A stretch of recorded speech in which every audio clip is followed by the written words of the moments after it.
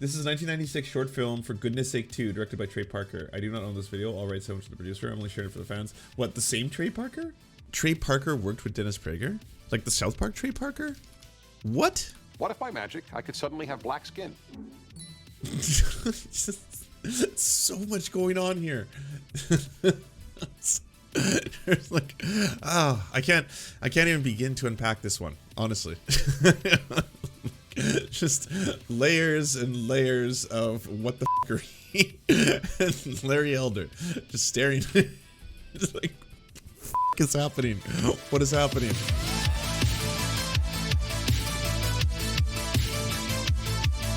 Can you please check out this old PragerU thing? All right, this will be the last thing before I move on from PragerU. Whoa, this is very old. 1996. Oh, this is a different time. What would you say are the most important things about you? Wow, Dennis Prager hasn't changed at all. My values.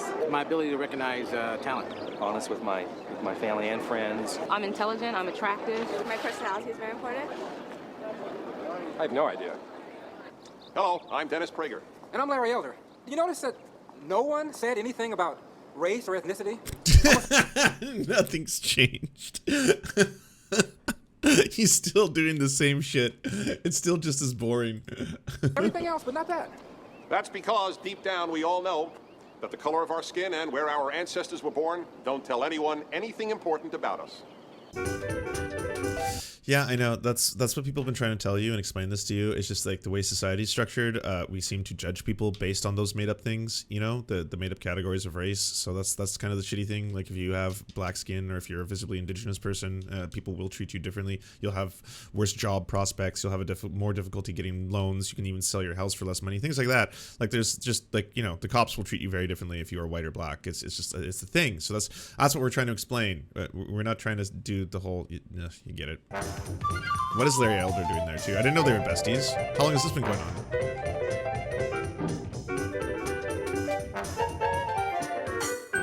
As you can see, I have very white skin. And I don't. I'm Jewish. I'm not. I was born in Brooklyn. South Central Los Angeles. My grandparents came to the United States from Poland. I, on the other hand, don't have a lot of Polish ancestry.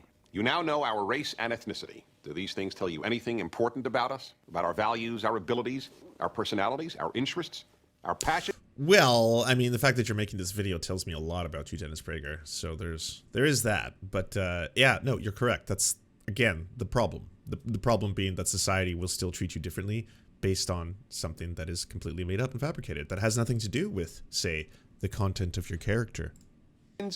Or most important, our characters. And does knowing our race and ethnicity tell you anything about the qualities that would make you want to consider either of us as a friend or as an employee? What if by magic I could suddenly have black skin?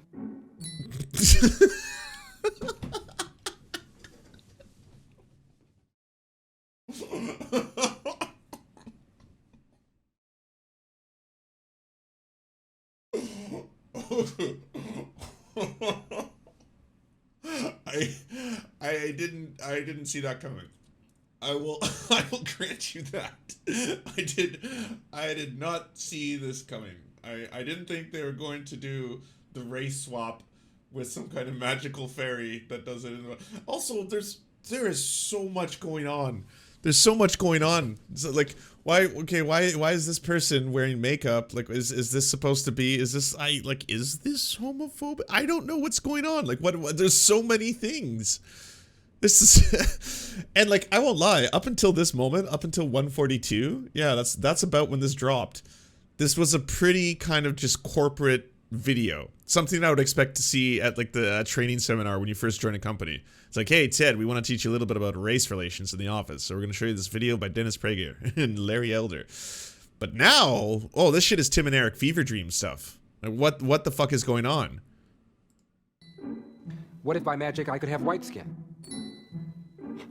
Or brown skin? Or yellow skin? Oh my god! What is this? What is going on? I mean, why couldn't they just make it a normal looking like magician or a wizard or something? Why does like such a there's oof, wow. That give you a better clue as to who I, Dennis? Or who I, Larry, really am. Why then, if race and ethnicity are so unimportant to our character, has so much attention been placed on racial and ethnic diversity? That's because of the well-intentioned desire to correct the prejudice which we all know exists. Oh, these are fine credentials, Mrs. Johnston, just fine. I see you graduated from the University of Illinois. Yes, and as you can also see, also worked for 3 years for Smith Aircraft. Oh, that's fine, Miss Johnston, just fine. I'll think it over. Goodbye. Well, I know I could do the job, sir.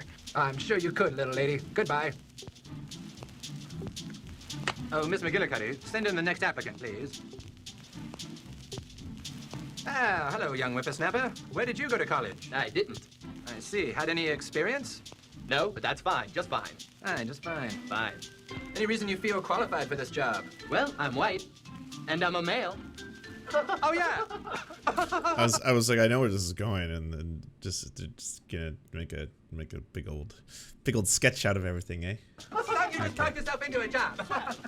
Well, that's... See how ridiculous this seems on its surface, you know? Yeah, I mean, I'm sure you're all self-aware. This is not how real humans speak or think or talk. So you can understand why it's absurd, right? That's how it often was, folks. Racial and ethnic minorities were often denied promotions or jobs, not because they weren't qualified, but because of their race, gender, or ethnicity.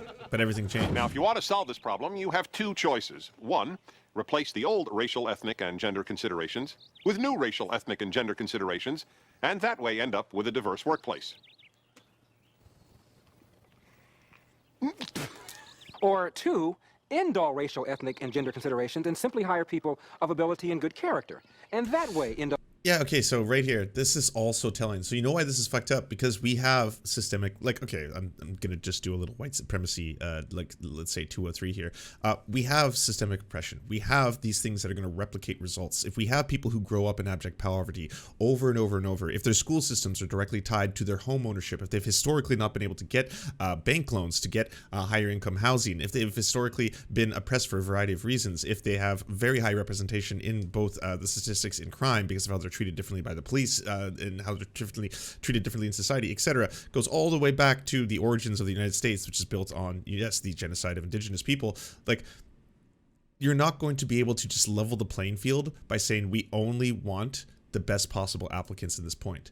Like, at this point, you'll understand then the, quote, best possible applicants are going to be those who already have probably a leg up in society. They're going to be people who are capable of going to college, people who are capable of getting a higher education, people who already have the ability and the means to not have to be burdened with so much debt to be able to make it there, people who have the time to be able to spend with their children. They don't have to work multiple jobs, so they can help tutor them, so they can help get them good grades, so those good grades can prepare them for standardized testing once they're standardized. Like, you understand that there's a system that continues to replicate terrible outcomes based on artificial categories.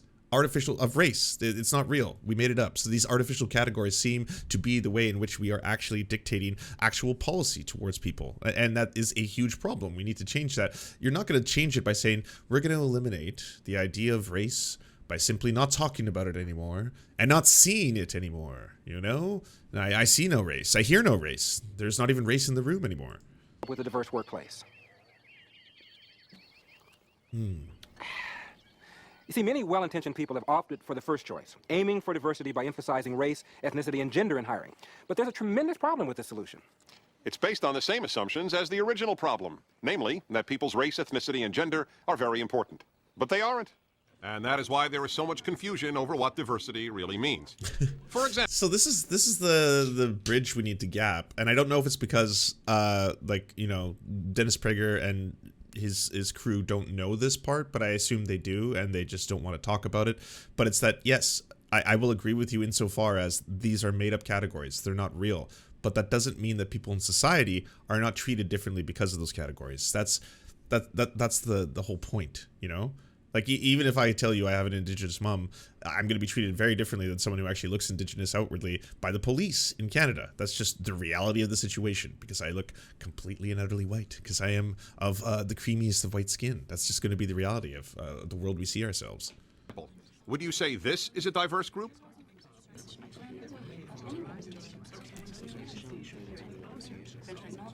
According to today's understanding of diversity, you would say yes. Now, would you say this is a diverse group?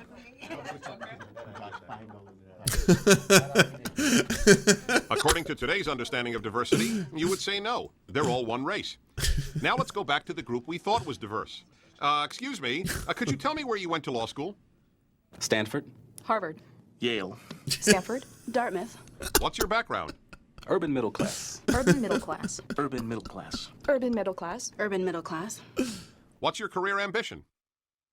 I'd like to make partner. Make partner. I'd like to make partner. Partner. I can't believe this is real. What was this used for? This is a 1996 short film, For Goodness Sake 2, directed by Trey Parker. I do not own this video. I'll write so much to the producer. I'm only sharing it for the fans. What, the same Trey Parker? For Goodness Sake 2? Okay. Partner. One last question. Wait, Trey Parker worked with Dennis Prager? Like the South Park Trey Parker?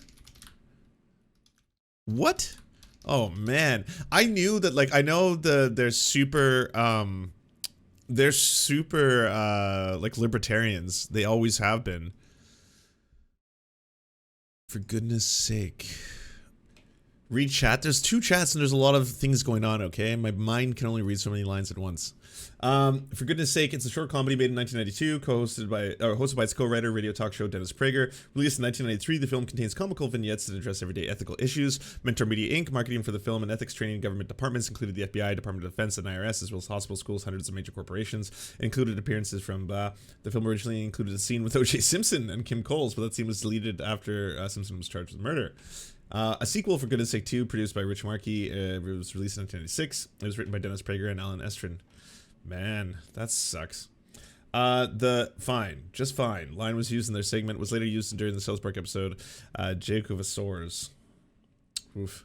That's a huge knock on the Matt Stone and Trey Parker. Like, there are things that I could say directly that go towards, like, here's a +1 for them. They took a bunch of acid when they went to the Academy Awards. I mean, yeah, okay, that's actually really funny. Good job. But this one is a huge negative one, at least for me. Vote for in the next election. Whoever's against tort reform. Whoever's against tort reform. Tort reform. Whoever's against tort reform. Now let's go back to the would you say is more diverse.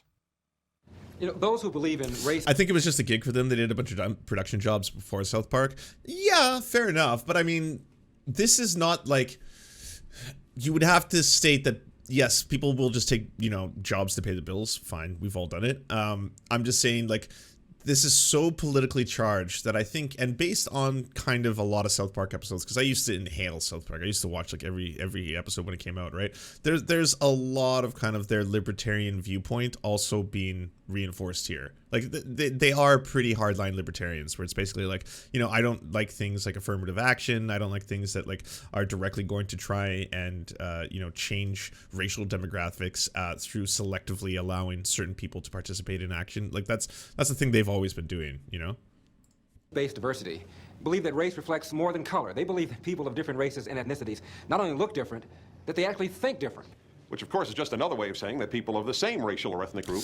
It was an eye-opener going back to old South Park episodes I'd watched as a kid and realizing how grossly libertarian it was. Yeah, I think I remember the first time that ever shook me was the cigarettes episode. And that was the first time because, like, I had, you know, very kind of, you know, I would say progressive parents at the time, and the idea, and you know what, I've come to change my viewpoint on this, but the idea being this, that they were making fun of Rob Reiner for being obese the whole episode. It's like, Rob Reiner is crazy obese and yet he wants to like stop people from smoking cigarettes. And to be honest, I've kind of like come to the opinion that you know, I don't think that anything's changed and that you shouldn't be fat shaming someone as like the gotcha, but the idea being that like Rob Reiner's crusade against cigarettes and people who smoke is kind of like, I did like that point at the end of the episode where it's like, well, yes, but you have to remember that like for some people that's just like the joy in their day. Even if you're not a smoker, trying to take away that from everyone by legislating smoking until it's completely been defeated or destroyed is going to be something like, but they were coming at that from a personal freedoms and liberty standpoint. For them, it was about having the ability to do what you wanted in the world, right? If we offend everyone, then it shows them that we love them all equally. Yeah. I remember the anti-abortion episode was making fun of anti-abortion people. Yeah, I mean, like, it's one of those things where, like, there's some South Park episodes that really, really hit the mark, and you can just walk away from them being like, whoa, that is a very astute and poignant observation on our times, and you've done a really good job of, I guess, reporting on it compared to a lot of the other facets of the media. And then there's other episodes where, like, they've actually had to come out years later and be like, okay, yeah, maybe we shouldn't have done the whole man-bear-pig saga. Climate change is kind of a made-up thing. That was bad of us, you know? Think the same. All blacks Oh yeah, we haven't even gotten into the super yikesy trans episodes. Yeah, of course. Yeah, no, their takes were not enlightened when it came to that stuff. think alike, all whites think alike, all Hispanics think alike, and so on. If that were so, we might see a scene like this one. It shows the existential dilemma of the modern psyche in reaction to postmodernism. No. It shows man's inhumanity to man, and clearly admonishes the viewer to get in touch with the inner child. No. It's a representation of the artist's unresolved conflict with his father. I think. Thank you, and welcome to the company. Thank you, and welcome to the company. Thank you, and welcome to the company. Thank you, and welcome to the company. Oh no! Oh no! Oh god, is there gonna be a whole bunch of Italian racism coming up? Thank you, and welcome to the company. I'm actually quoting diversity trainers. Quote, blacks and Hispanics approach situations in a man-to-man or feeling caring manner, whereas white males function primarily on a man-to-object style based on power, close quote. Hey, but what, for example, if one parent is Hispanic and not the other looking is forward to the non-Hispanic photophobia. white? I guess you deal with that person in a feeling, caring, man-to-object style. Thank you, and welcome to the company. Ma'am, I'm actually 1/4 Cherokee Indian. And 1/4 African American. African American. And 1/8 Hispanic. And 1/8 Pacific Islander. And 1/16 Croatian. 1/16 Chinese. 1/16 Chinese. And 1/32 Eskimo. 1/32 Eskimo? Yes, ma'am. So My fucking weird. great grandmother was It's like Aleut. it's such a bizarre blend of trying to push this like hyper libertarian ideal with cringe. The fucking cringe is off the charts in this thing. Like none of the jokes are landing. Where's your humor, Trey Parker? You're supposed to dress this and up. culture on the other. When we say that your race and ethnicity aren't important in defining who you are, we're not saying that your culture isn't important in defining who you are. Culture is important. But culture is culture, and race and ethnicity are race and ethnicity. They are not the same. For example, I have a lot more in common with a white in Copenhagen than I do a black in rural Nigeria. The Nigerian and I share race. We don't share culture. The same holds true for ethnicity. There are millions of Hispanics in the world, but they live in many different countries with very diverse cultures. ¿Me podría decir dónde queda el cuarto de conferencia donde se tienen las... I'm sorry, I'm Hispanic, but I don't speak much Spanish. Do you speak French? ¿Qué? Parlez-vous français? No comprendo. Yes, but soccer. What is soccer? You know, where you kick a ball around the field. No, of course. That's football. No. Football is guys tackling and wrestling each other. No. That's rugby, old chap. Rugby. Oh, you crumpet head. I give up. 所以我完全听不懂你在说什么。Teka, hindi ko na maintindihan eh. Dahan-dahan lang. 所以也许根本没有关系。 Hindi ko pa rin maintindihan, pero usap pa rin tayo ba? Celebrate your culture. Teach it to your children. But don't make the mistake of confusing your culture with your race or ethnicity. They're not the same. Even more than culture, what unites us is values. Mahatma Gandhi, a Hindu, was killed by a Hindu. John F. Kennedy, a white American, was killed by a white American. Yitzhak Rabin, an Israeli Jew, was killed by an Israeli Jew. Anwar Sadat, an Egyptian Muslim, was killed by an Egyptian Muslim. These great men were murdered by people who shared their cultures, but not their values.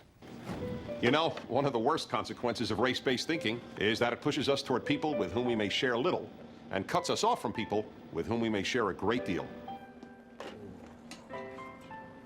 You like carp? Like it. I love it.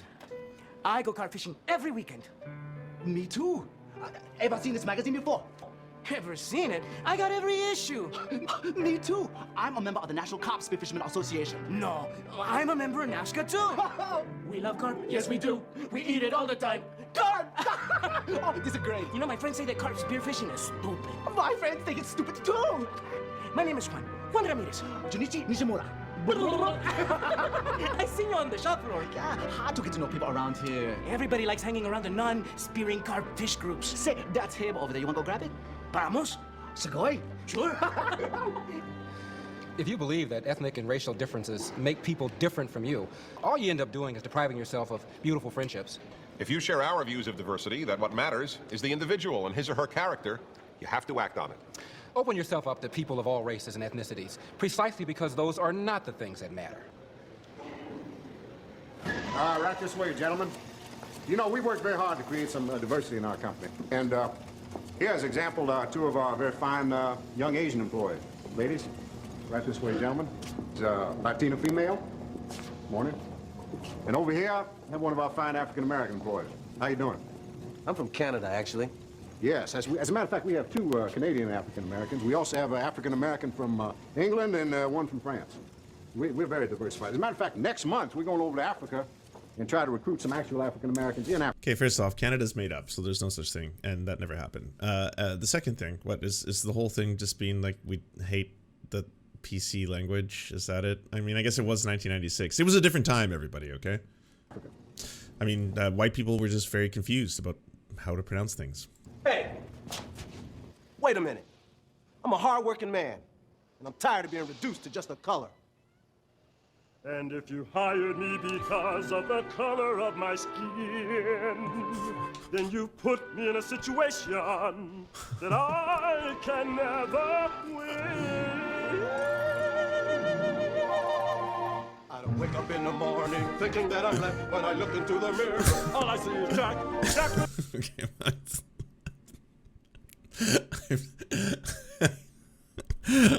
I'm not ready for this. I'm just not. I'm not ready for this. It's too much and it's too fast and furious and it's just like I can't wrap my head around what's happening right now, to be totally frank. 2 cars, 2 kids, a wife and a cat. And if you hire me because I'm ethnic, then all I'll ever be is that. Some call me a Chicana, some call me a Latina, but I am just a person named Rosa Montevina. I can succeed on my own, I'm not sitting on anyone's lap. Yeah, god damn it. That's like fucking Dennis Prager and Trey Parker. Do you not realize, like, yeah, okay, the whole thing is about how society treats you. That's the problem. It's not like fucking, like, I don't want to be referred to as a Canadian. Like, what are you doing right now? And if you hired me because I'm ethnic, then all I'll ever be to you is that. They don't usually do this. Race-based thinking is They nothing don't but a usually bunch do of this. crap. And if you hired us because we're different. Yeah. I think Vulpes has the best possible take on all this. The only thing that you should be concerned about is whether or not these people are unionized. Everything else, if they are, then go on, do yet another, I guess, musical segment. All I'll ever be. All you'll ever see.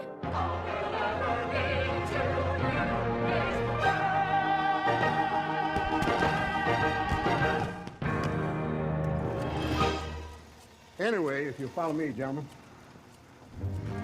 Most people want to be. You know what's wild about this too is like, and I just say this as, I say this as a white person. You don't really ever, especially like through most of your life, unless you've had it explained to you or you've had to confront it, you don't think about the whole, like, when I leave the house every day, people probably have a whole bunch of like preconceived notions and judgments that they may pass on me based on just the color of my skin, right? You never think about that. And so knowing that, Dennis Prager and, Trey Parker go into like writing the sketch and everything, and then it's like, yeah, you know what really pisses me off? What? I don't know, affirmative action, that we're like, supposed to judge people based on race rather than like the color of their skin or the content of the character, all this kind of stuff. Like, why don't we make that? We'll do a musical number, and then we'll talk about how, like, people are just trying to like really say that the only way they identify other people is by like their skin color or something like that. Yeah, let's do that. This sounds like a great idea. Known first by their individual character and abilities rather than by their race or ethnicity. So rather than pursuing diversity on the basis of race or ethnicity, why not pursue it on the basis of character and ability? The irony is you'll end up with diversity anyway because there are so many people of good character and ability in every group. Strengthen your organization. Enrich your own life with a very diverse group from just one race. The race of decent human beings. I'm Larry Owen. And I'm Dennis Prager. Thank you.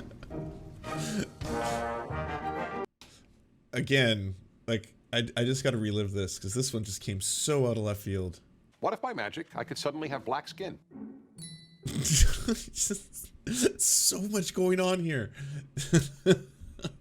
There's like, I can't even begin to unpack this one, honestly. just layers and layers of what the fuckery. And Larry Elder just staring. Just like, fuck is happening? What is happening? Can we get this as a new emote? I'll think about that one. Could be super yikesy, to say the very least. I don't know if it's a great idea. Do you enjoy the Serfs but prefer not to have to use your eyeballs? Many are saying this. Well, we've got the solution for you. It's the Serf Times in podcast form, available on most major podcasting networks now. If you enjoy it, please consider leaving a good review and feedback because it really helps the show out, apparently, and it's free, just like the podcast. To our gods, Xander Corvus and Peyton L. Just, we are prepared to embark on a mighty jihad in your name. To our monarch, Tom Spiker, we are but your humble jester, attempting in vain to get you to laugh. To our valiant knights of the Round Table, Benji Arnie, Tech Tink, Scary Earthhuman, Tony, DM Rivera, Resident Scarecrow, Sir Nickus, Mayred, Cheryl Alvarez, Ruby Kelly, Brandon, Words Greenwood. It doesn't matter what I believe, it only matters what I can prove.